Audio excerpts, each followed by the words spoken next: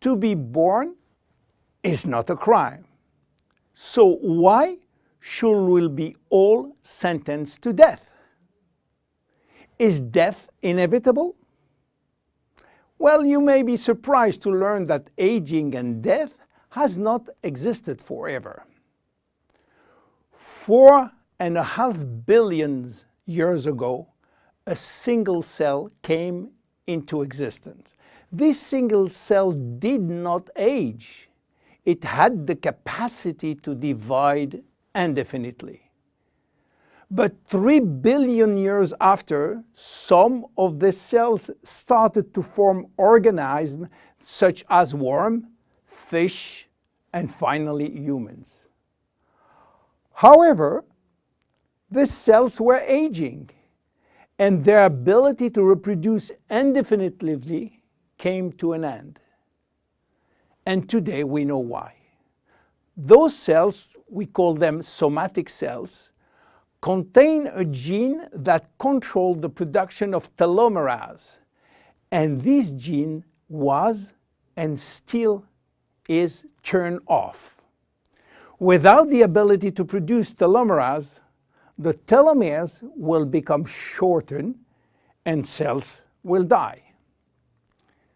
So why there is so much discrepancies in longevity between human and other animals? Let me give you some examples. Have you heard about George?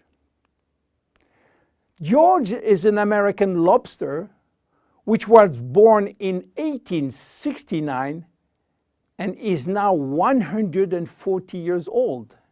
He was a sort of mascot in a New York restaurant and got released in the ocean in 2010. He's probably still alive. How come? Are lobsters immortal? Not exactly, but they do not die of old age because their telomerase is constantly turned on, so the cells do not die. However, they are sensitive to infection in their shell, and they may die from this disease. In Japan, koi fish are known to live very long.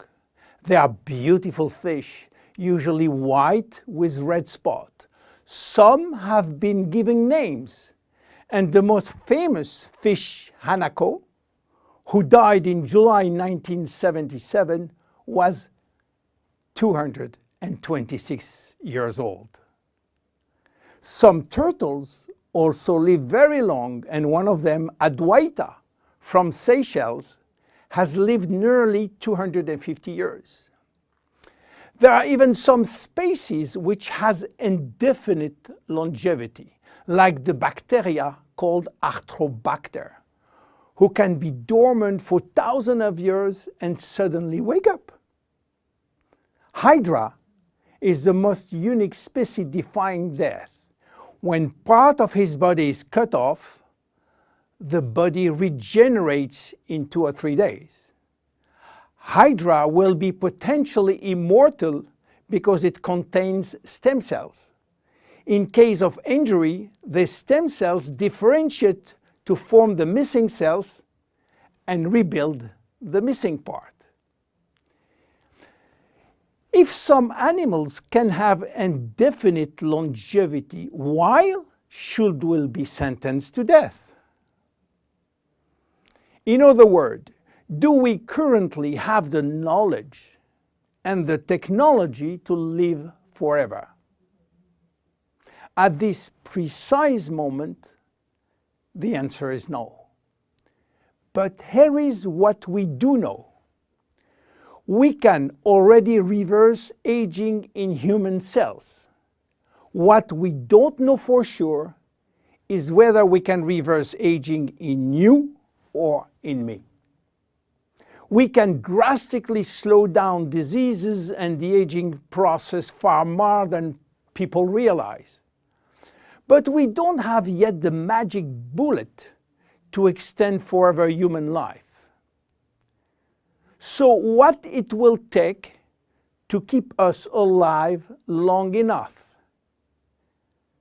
In Jeunesse, our generation young believe that we can live enough to live forever, which means that we design temporary solutions as DNA repair, telomerase activation, and stem cell support in order to still be here and still around to benefit from another Nobel Prize scientist, which may give us another solution for the next 20 years.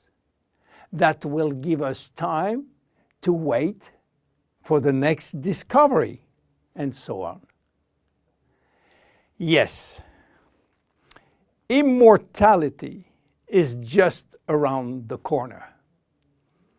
My name is William Amzalag, and I am Generation Young. See you at the next episode. Thank you.